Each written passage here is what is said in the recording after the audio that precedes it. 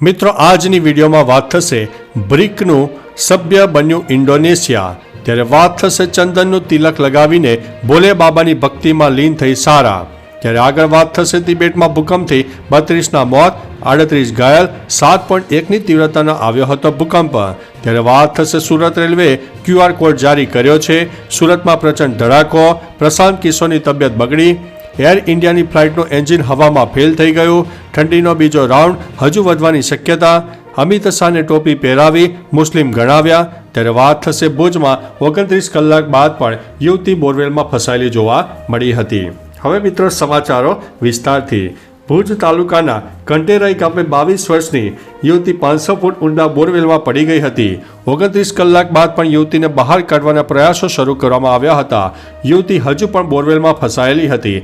મોડી રાત્રે યુવતીને બોરવેલમાં બહાર કાઢવાને માત્ર 60 ફૂટ બાકી હતા, પરંતુ રેસ્ક્યુ સાધનોમાં છટકતા ફરીથી બોરવેલમાં પડી ગઈ હતી।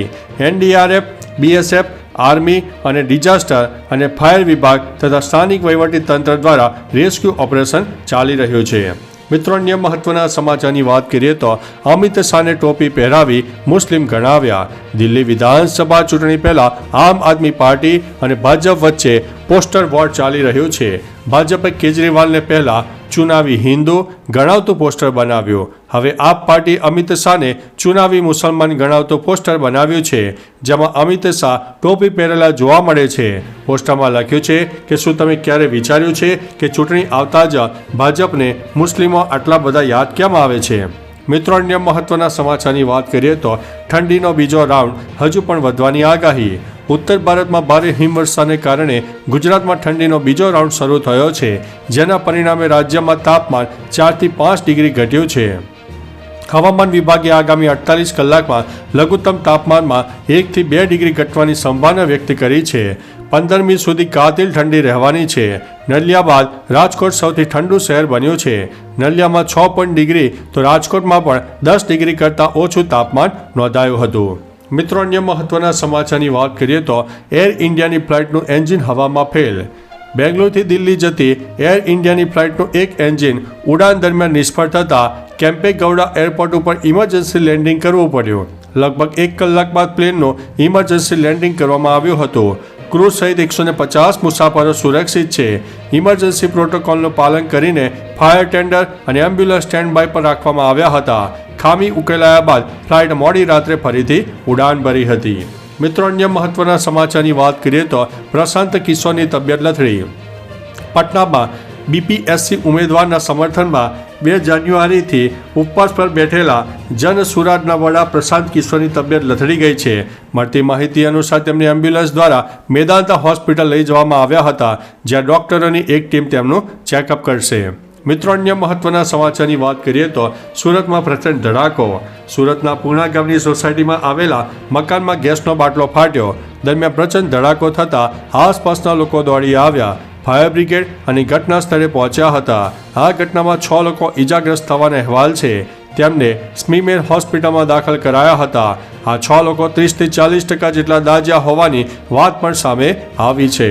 મિત્રો અન્ય મહત્વના સમાચારની વાત કરીએ તો સુરત રેલવેએ QR કોડ જારી કર્યા છે।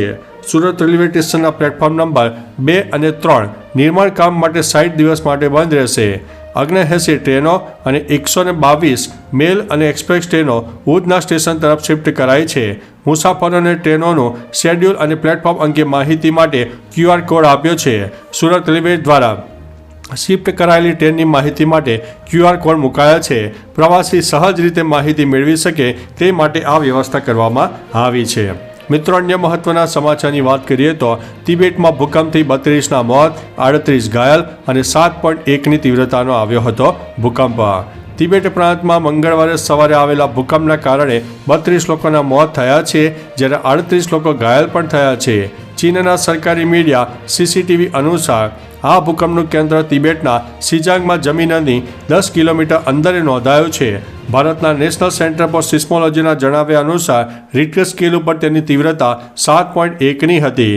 આ ભૂકંપની અસર ભારતના નેપાળ, ભૂટાન, સિક્કિમ અને ઉત્તરાખંડમાં પણ જોવા મળી હતી। મિત્રો, અન્ય મહત્વના સમાચારની વાત કરીએ તો ચંદનનું તિલક લગાવી ભોલે બાબાની ભક્તિમાં લીન થઈ સારા અલી ખાન ઘણી આધ્યાત્મિક છે. તે ઘણીવાર તેના વિવિધ મંદિરોના દર્શનની તસવીરો શેર કરતી રહે છે. આ વર્ષે તેણે વર્ષના પહેલા સોમવારની શરૂઆત શ્રી શૈલમ મલ્લિકાર્જુન જ્યોતિર્લિંગથી મંદિરથી મુલાકાત સાથે કરી હતી.